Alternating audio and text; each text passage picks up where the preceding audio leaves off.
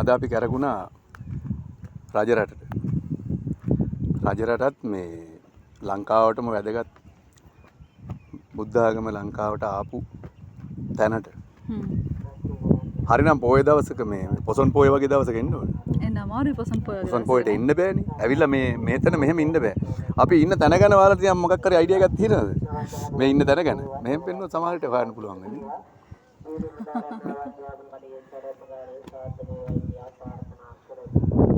අපි ඉන්නේ මිස්සක පහුව. එහෙම නැත්නම් ආරාධනාගල. ආරාධනාගල ගැන මේ අපි ගොඩක් දේවල් තියෙනවා කතා කරන්නේ. පල්ලෙහාට ගිහලා කතා කරන්න වෙන්නේ. මෙතෙන් ඉඳන් කතා කරන්න බෑ. තව ටිකක් වෙලා යනකොට ගල් රත් වෙනවා. හොඳ අවුවසර තියෙන කාලෙක ආවේ. අපේ පැත්තට වැස්සට මෙහෙට වහින්නේ නැහැ මේ දවස්. ඒක තමයි. ඒක ලොකු දෙයක් වුණා අපිට වැඩේ කරගන්න. අද එහෙනම් මෙහෙම පටන් ගන්නවා වැඩේ. අපි අද ඉන්නේ මිහින්තලේ එතකොට. මිහින්තලේ. අපි යන් පහට ප්‍රෝග්‍රෑම් එකක් කරමු. අපි බලමු මිහින්තලේ ගැන තියෙන අමුතු කතා ටිකක් තියෙනවා අනු. ඔව්. දැනගන්න. ඒව කියන්න. කියන්න පල්ලෙහාට ගිහින්.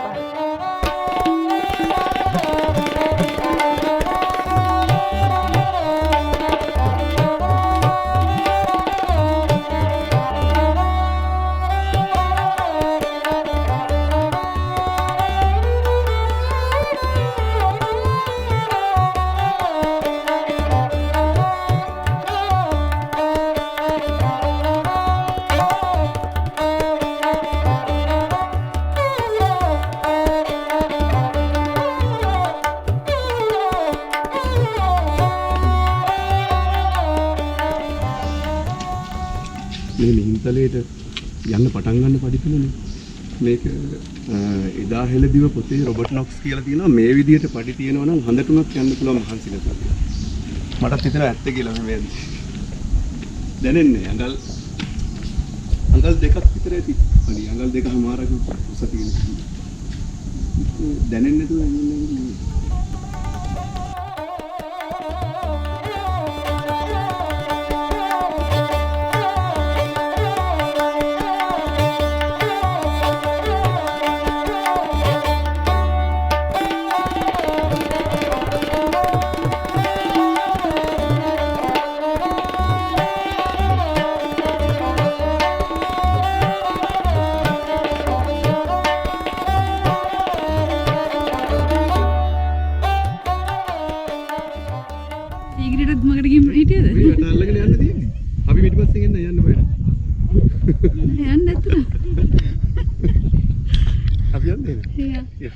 මේ බලන්න මෙතන තියෙන මුල් ටික දැක්කද?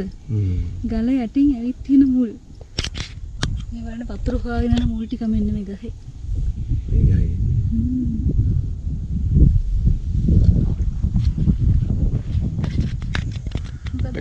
මේකත් ඇහැටු වර්ගයක්.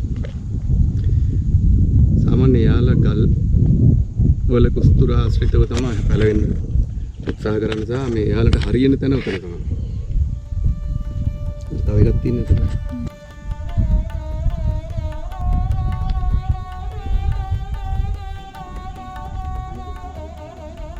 මට අයියේ මෙතන එනකොට මතක් වෙන දෙයක් කියන්නද? මම 8 වසරේ හෝ 9 දී මේ පාලමක් මෙහෙම තිබ්බේ නෑ මෙතනින් එන්න. මම මේ ටික පුදුම බයෙන් ආවේ ඒ දවස්වල. පොඩි පාලමක් තිබ්බා. පොඩි පාලමක් වගේ තිබ්බ මට අපේ තාත්තා මෙතන ඉඳන් කෑ ගැහුවා එන්න එපා යන්න එපා. ඊට පස්සේ කොහොමද මම නහයට අහන්නේ නැති කඩතියක් ඉස්සර දැන් වගේ නෙමෙයි. දැන් ඒත් මං කොහොමද අපේ කට්ටියත් එක්ක මේ ටික නැග්ගා පස්සේ ගිහින් තාත්තා පිටිපස්සෙන් ඇවිල්ලා. මට පයි කියගේ. අර දැන් වගේ වෙවුල බැස්සේ නැහැ ඒකට නේ. එතකොට චණ්ඩිය වගේ ගානක් නැහැ චණ්ඩිය වගේ කට්ටියත් එක්ක. දැන් බය නැහැ. මට ඒක මතක් වුණා මෙතනට ආවා මං කල්පනා කරලා ඒ තැන කෝ කියලා හිතාගෙන ආවේ. බලන්න ඒ තැන වෙනස් වෙලා ලස්සනට පාලමක් එක. ගොඩක් වෙනස්. මේ අත්තටවල මං කිව්වේ අත්තටවල තිබුණේම නැහැ. ඒ කියන්නේ තිබුණා බොහෝ එක කම්බියක් ගහලා තිබුණා. ඔව් ඔව්. තනින් පොඩි. එතන තිබ්බා පොඩි නිකන් මේ කම්බිනේ මොකද දංගලක් වගේ. පොඩි දංගලක් දාලා තිබ්බා. මේ ටික පනින්න පොඩි පාලමක් තිබුණා. චූ ටිකක් තිබ්බේ ඒක නේ අපි මඩියෙන් අඩි ඔහොම යන්න ඕනේ ගන්න තිබ්බේ. මට මතකයි ඒක යකඩෙන් වගේ තිබ්බේ. යකඩෙන් තමයි තිබ්බේ. ඒක දිරලා පොඩ ඇතුලේ පේන සිද්ධියකුත් තිබ්බා ඒ දවස්වල. ඒ පාලම උඩ දැන් මං ඉන්නවා. බය නැතුව චණ්ඩිය වගේ. අපි යන්නේ.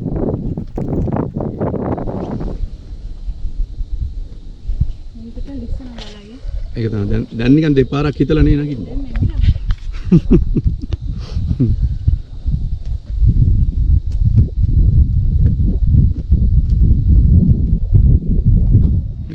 තලයේ අපිට ඈතට පේන චෛත්‍යය. කන්දක් පේනවා එක නම් මොකක්ද කියලා දන්නේ මේ මහා කනදරාව පැත්තේ තියෙන වෙල්යායවල සහ අර පේන්නේ මහා කනදරාව වැව. මේ මැදින් යන ත්‍රිකුණාමලේ පාර. එතනින් මෙහාට එනකොට ඈතට පේන හින්දලේ බුදු පිළිමේ.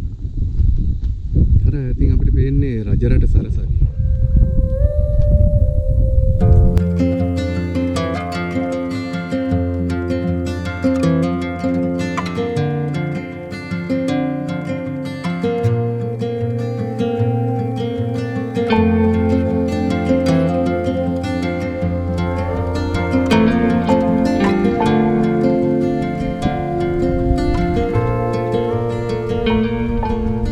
අනු යාළුවෙකුත් එනවා පිටිපස්සේ. ඒ වාට සපෝට් එකට එනවා පස්සෙන් ඔන්න.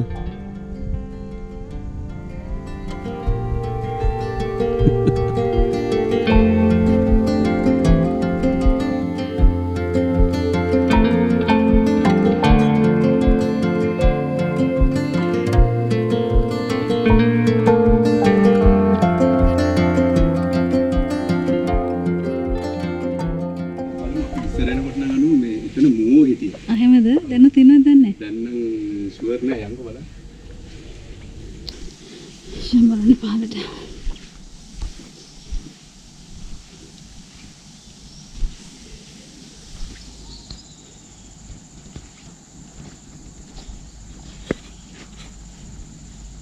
පඩිපෙළ තියෙන පහලට. මේ ඊට වඩා පහලට ආවෙ නෑ ටිකක් දිගට පහලට පඩිපෙළ තියෙනවා. අපි බලමු මිහිඳු ගාවට අපිට ඇතුළේ තියෙන කියලා පහලට ගිහිල්ලා. බලන්න.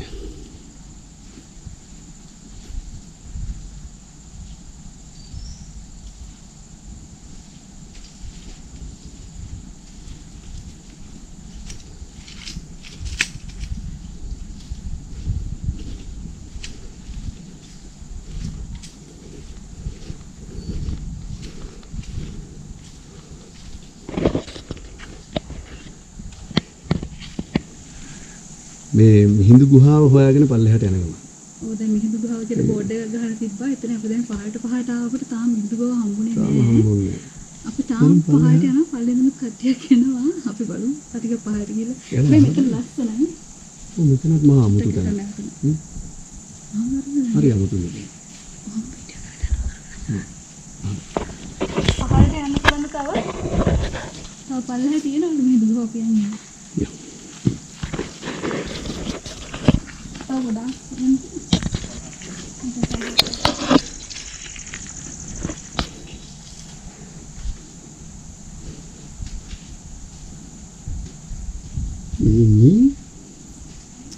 මෙහෙ එන්න. එන්නකෝ.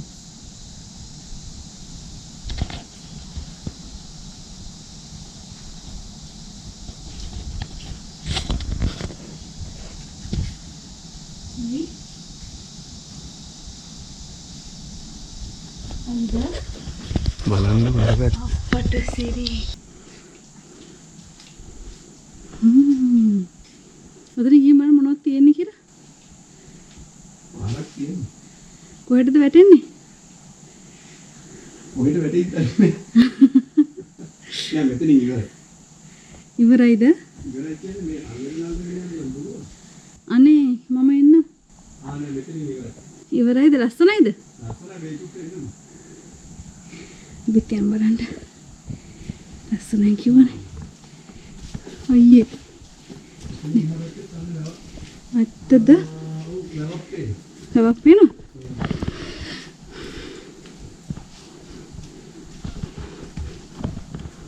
කොහමද?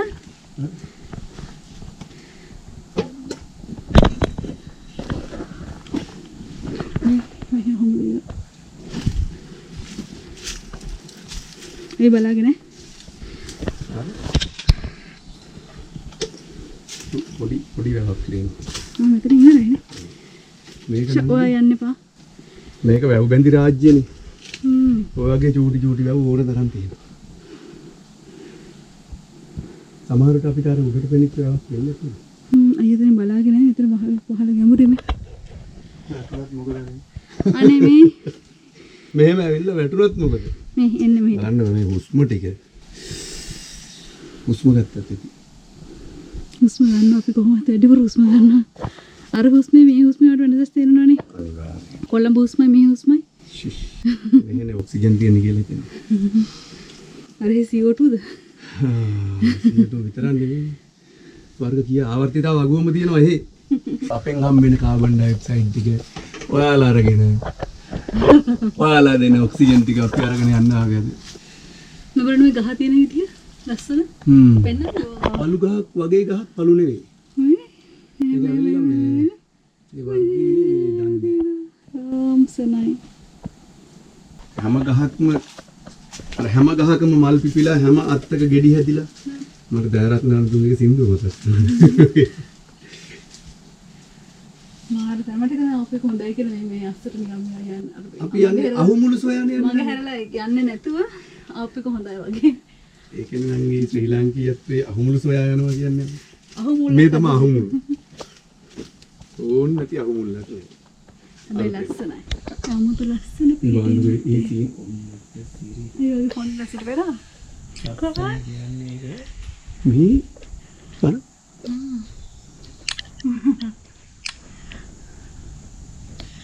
අන්න ලස්සන තරකින්. වව්. අයියේ වැටෙන්නේ නැතුව ඕනේ එකක් ඈ. බලන්න පළ ඉස්සන්න තමයි. තව මෙහෙම දෙන්න මෙහෙම බලන්න වෙයි. ඒ ගේන්නේ නැත්නම් වැටුනොත් තමයි.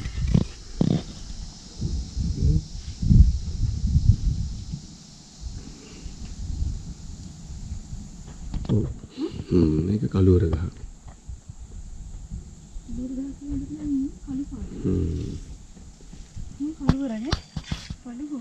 ඔව්. කළුවර ගහේනේ මුළුත් කළුවරයි තමයි. කළුවර කියන්නේ කළු පාට තමයි. කළුවර ගහක් තිබ්බනේ. දෙකට කපලා තිබ්බමද? ගහ වට්ටලා තිබ්බ මතකද? මේ ගල හිටලා තියෙන විදිහ බලන්න. දකුණු පැත්තේ. ඒක වැටිලා නතර වෙලාද?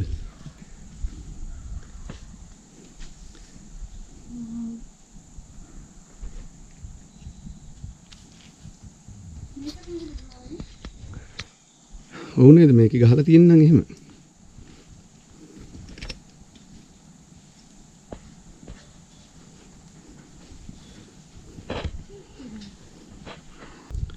මේ මිහිඳු ගුහාව ළඟට වටේ පරිසරය පේන විදිය.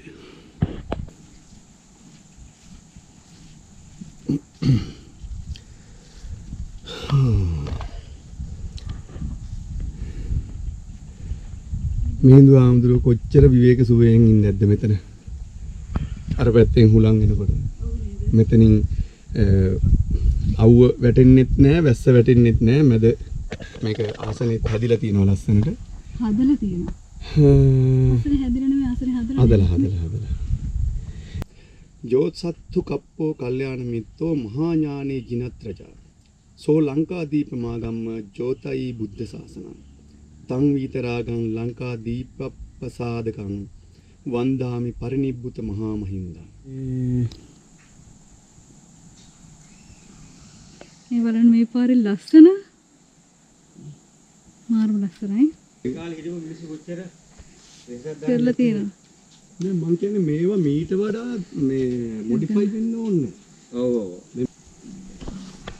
මේවා මේ විදිහටම තියෙන්න ඕනේ. මේ වගේ ඒවා හේතුවෙන් බලලා මේ වගේ වගේම හදවුවට ප්‍රශ්නයක් නෑ. ඒක කාටද? ඔව් මේ වගේ ගල් කෑලි එහෙම දැනගෙන ගලක් ගෙනල්ලා දැම්මට තමයි. මාති ඉත හිර වෙලා තියෙන ගල් ගොඩ බලන්න. හිරේට තියෙනවා. ඇවිල්ලා තියෙනවා. ඇවිල්ලා වැටිලා ඒ තැන් හිර වෙලා બ્લોක් වෙලා හැදිලා තියෙන්නේ මේ සාමාන්‍ය තෙමෙන්න නැතුව ඉන්න පුළුවන්. ආයනා වගේ පල්ලෙහා පස් කණ්ඩිය හේදිලා ගිහිල්ලා ඔව් ඊට පස්සේ ගල් ටික එකවර ඇවිල්ලා තියෙනවා. කටියාවේ නන්දරතන හාමුදුරුවෝ සරසවි වරම් ලැබලා සරසවි යන්න බලාපොරොත්තුෙන් ඉන්නේ අනු. ඔබ වහන්සේ තමයි අපිට දැනගන්න මේ මිහින්තලේ ගැන අපි නොදන්න දේවල් ගොඩක් දැනගන්න අපිට හම්බෙච්ච හොඳම කෙනා. ස්වාමීන් වහන්සේ මේ කට්ටිය මේ අපි පොඩි කාලේ ඉඳන් පොත්පත්වල දැකපු චිත්‍රවල දැකපු ඒ දේවල් වලට වඩා වෙනස් කතන්දරයක් නේද මෙතන? ඇත්තෙන්ම මිහින්තලේ ගත්තාම අවුරුදු 2300ක විතර ඉතිහාසයක් අඛණ්ඩව තියෙන පන්සලක්. එතකොට මේ භූමිය තුල සිද්ධ වෙච්ච සියලු දේවල් අපිට කතා කරනකොට මාස ගාණක් අවුරුදු ගාණක් වුණත් කතා කරන්න පුළුවන්. ලෝකෙ මිනිස්සු දන්න දේවල් ටිකක් තියෙනවා. ඒ වගේම මිනිස්සු නොදන්න දේවල් ඒ වගේම ගොඩක් තියෙනවා. ඉතින් මිහින්තලේ ගැන දැනගද්දී අපිට නිශ්චිතව කතා කරන්න පුළුවන් එක දෙයක් අරගෙන. ඔයාලට මොකද්ද දැනගන්න ඕනේ කියලා අපි අහුවා කියන්නකො. ඒ ගැන අපිට කතා කරන්න පුළුවන් හුඟක් වෙලා. මේ මම ඒකට අපිට අර මේ මුලින් ඉඳන්ම දැන් අපිට අදටත් චිත්‍රයක් අපි දැන් මිහින්තලේ අඳින්න කිව්වොත් පොඩි එකෙකුට අඳින්නේ මේ ආරාධනා ගල උඩ මිහිඳු මහරහතන් වහන්සේ සහ ඒ පිරිස වැඩලා ඉන්නවා. එතකොට පල්ලෙහාන් තිස්ස රජුරු දුන්නත් තරම් දුවනවා. මුවා දුවන ඔය කතන්දරේ තමයි අපි පොඩි කාලේ ඉඳන් දැක්කේ සහ අදටත් අපි චිත්‍රයක් අඳින්න කිව්වොත් මේ අඳින්නේ එහෙමනේ. ඒකේ තියෙනව නේද වෙනසක් ස්වාමීන් වහන්සේ? වෙනසක් කියන්නේ මේකයි කතාව. සමහරු මම මේ කියන කතාවත් එක්ක විවේචන එල්ල කරන්න පුළුවන්. කමන්නේ අපිට එහෙම අපිට වෙන්න ඕනේ. අදාළ වෙන්නේ නැහැ. අර උගත් හුඟක් මෝඩයි කියන කතාවකුත් තියෙනවානේ. මෙහෙමයි. මිහිඳු මහරහතන් වහන්සේගේ ආගමනය සිද්ධ වෙනවා බුද්ධ වර්ෂ 236 දී. එහෙම තමයි මහා වංශය අපිට කරුණු සඳහන් කරන්නේ. එතකොට දැන් අපි හුඟක් අය හිතන්නේ දැන් මිහින්තලයට එනවා ළමයි එනවා එක එක බැතිමත්තු වෙනවා විවිධ පිරිස් එනවා ෆොරිනර්ස්ලා එනවා කවුරු ආවත් අපේ ගම්වල ඉන්න අපේ හුඟක් ගැමි ජනතාව කියන්නේ අන්න මිහින්තලේ කියලා පෙන්වන්නේ ගල. මොන ගලද පෙන්වන්නේ? ආරාධනා ගල. දැන් ඇයි ඒකට ආරාධනා ගල කියන්නේ? ඒක තමයි. ඒකනේ ප්‍රශ්නේ තියෙන්නේ. අපි එතෙන් නම් එමු. ඔත්තකට කියන්නේ ඔය පර්වතයට ආරාධනා ගල කියන නම හැදෙන්නේ දෙවියන්ට ආරාධනාව කරහින්ද. අපි මොන ආගමික වතාවතක් ආරම්භ කරන්න පටන් ගත්තාම දේවතා ආරාධනාව කියලා ගාතාවක් කියලා තමයි දෙවියන්ට ආරාධනා කරලා තමයි ඒ ආගමික කටයුතු පටන් ගන්න. බණ කියද්දි පිරිත් කියද්දිත් එහෙමයි, පිරිත් කියද්දිත් එහෙමයි. ආගමික සංස්කෘතික සුවේලි උත්සවවලදී භික්ෂුන් වහන්සේ කියනවා. එතකොට ඒක ඉස්සෙල්ලාම කිව්වේ ඔය පර්වත මස්තකේ ඉඳලා. ඒකයි යෝකට ආරාධනා ගල කියන්නේ. අපි ෆොරිනර්ස්ලාට කියන්නේ ඉන්විටේෂන් රොක් කියලානේ. ඉන්විටේෂන් රොක්. එතකොට දැන් අපි ඔබතුමා ඉස්සෙල්ලා කිව්වා වගේම මිහිඳු මහරහතන් වහන්සේ සමග වැඩිය ඉත්තිය උත්තිය සම්බල බද්දසාල සුමන සාමණේර බණ්ඩු උපාසක යන සියලු දෙනාම ගල උඩ ඉන්න පින්තූර තමයි අපි දකින්නේ. අපිට ෆිල්ම්ස් කරත් සහ ඇඩ්වර්ටයිස්මන්ට් කරත් සියලු channel වල මොකක් හරි මිහින්තලේ කියන ප්‍රචාර වුණත් අපි නැත්තම් තොරණක් දැක්කත් හැම දෙයකම අපි දකින්නේ මිහිඳු මහරහතන් වහන්සේ ඇතුළු පිරිස ගල මුදුනේ ඉන්නේ. ඒ වුණාට මිනිස්සු දන්නේ නැති ලොකු කාරණාවක් තියෙනවා. ඒ කාරණාව පිළිබඳව අපි කතා කරනකොට මිහිඳු මහරහතන් වහන්සේ වැඩි ඔයතන ගල මස්තකයට නෙමෙයි. මිහිඳු මහරහතන් වහන්සේ වඩින්නේ අම්බස්තර දාගැබට.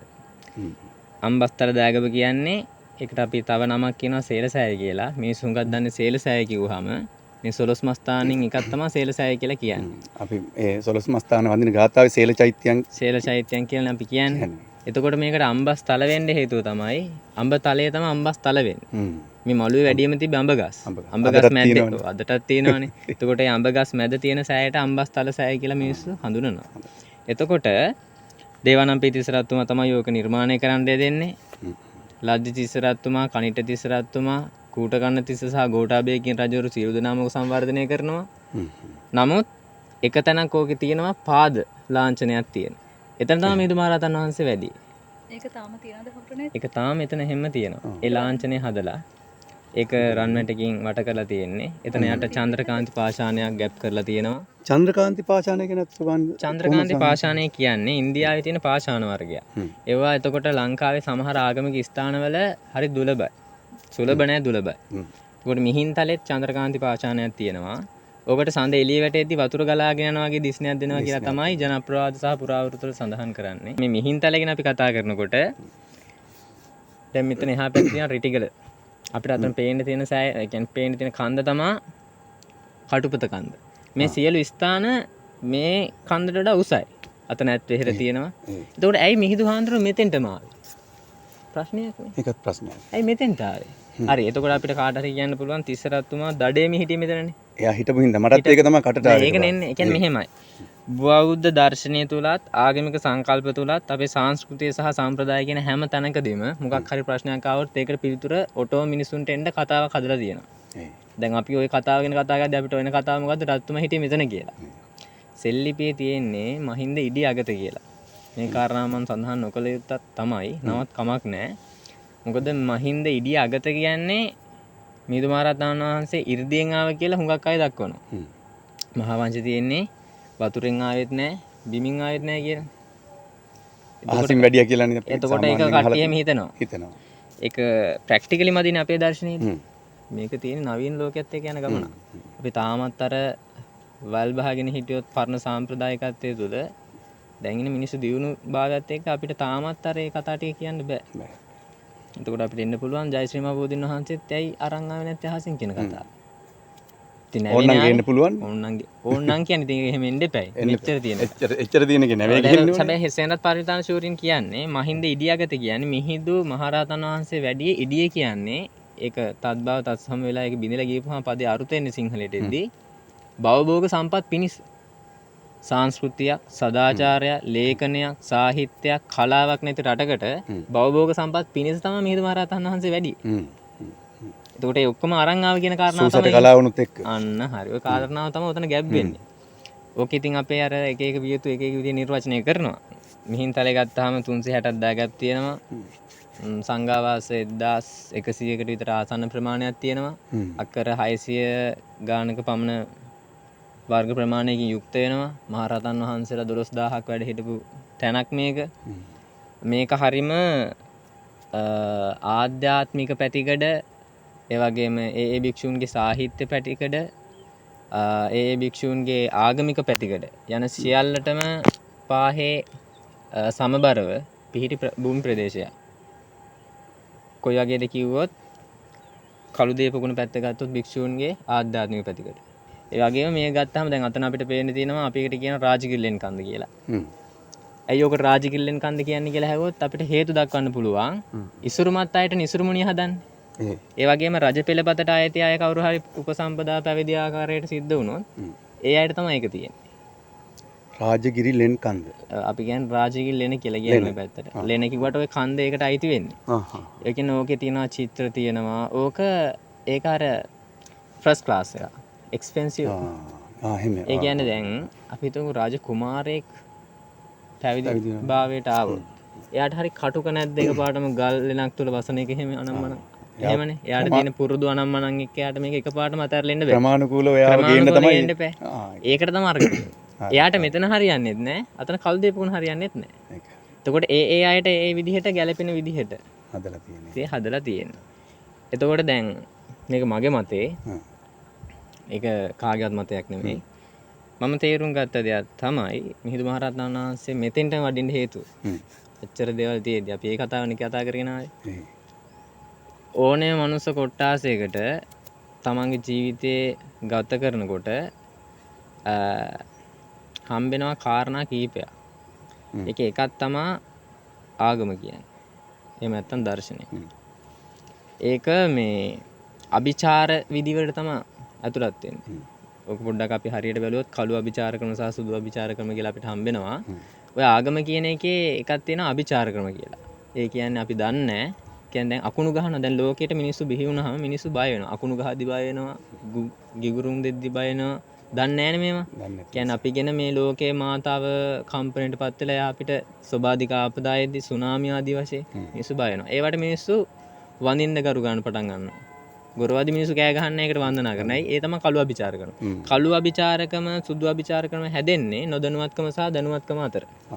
එතකොට දැන් මිහිඳු මහරහතන් වහන්සේ වඩින්න කලිනොත් ගස්ගල් වැන්ද පිරිසන්න ඉන්නේ මිහින්තලේ. මිහින්තලේ නෙමෙයි මුළු ලංකාවෙම.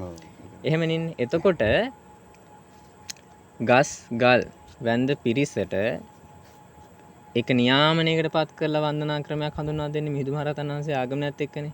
එතකොට මගේ මතේ මම මේ කියන්නේ කවුරුත් කොහෙවත් කියව මතයක් නෙමෙයි. මිහිඳු මහරහතන් වහන්සේ මේ ස්ථාන වඩින්නම හේතුව මං හිතනවා මීට කලින් දෙවන පෑතිස් රජතුමාගේ කාලේ පාලන තන්ත්‍රය වන විට ලංකාවේ ආගමික ස්ථානයේ මේක වෙන්න පුළුවන්.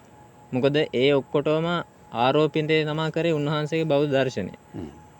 ඒ කියන්නේ අපි ආගමක් කියන එකක් ප්‍රචාරණය කරනකොට අපි මොකක් හරි දෙයක් කරනකොට ඒක ඉස්සෙල්ලා තිබ්බ තැනට යන්න බෑ. දැන් මෙතන ආගම තිබිලා අපි රිටිගල්ට බහලා ආගම ප්‍රචාරය කළා වැඩක් නැහැ නේ. එතකොට මේක කොහොමද ඩෙවලොප් වෙනවා? ඒක එතන ඩෙවලොප් වෙනවා. ඒක තමයි දෙකක් ඩෙවලොප් වෙනවා. දැන් මට ඕනේ ආක්‍රමණයක් වශයෙන් ආගමක් වුණා කරන්න නම් මම මොකද කරන්න ඕනේ? තියෙන තැනට එන්න ඕනේ. එතකොට මේ තියෙන 360ක් දාගත් ඉස්සර මිනිස්සු වන්දනාමාන කරපේවට ආරෝපිත කරලා වෙන්න පුළුවන්.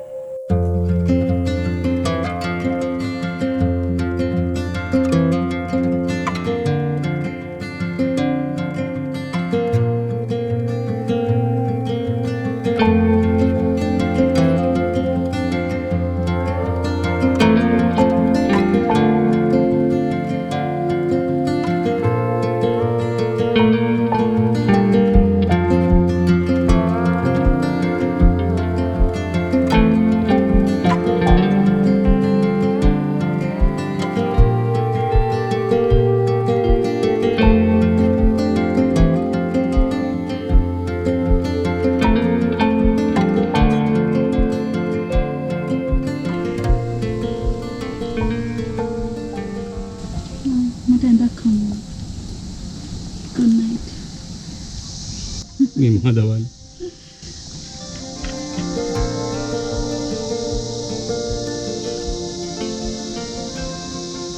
අයියා කැමති වීඩියෝ thank you.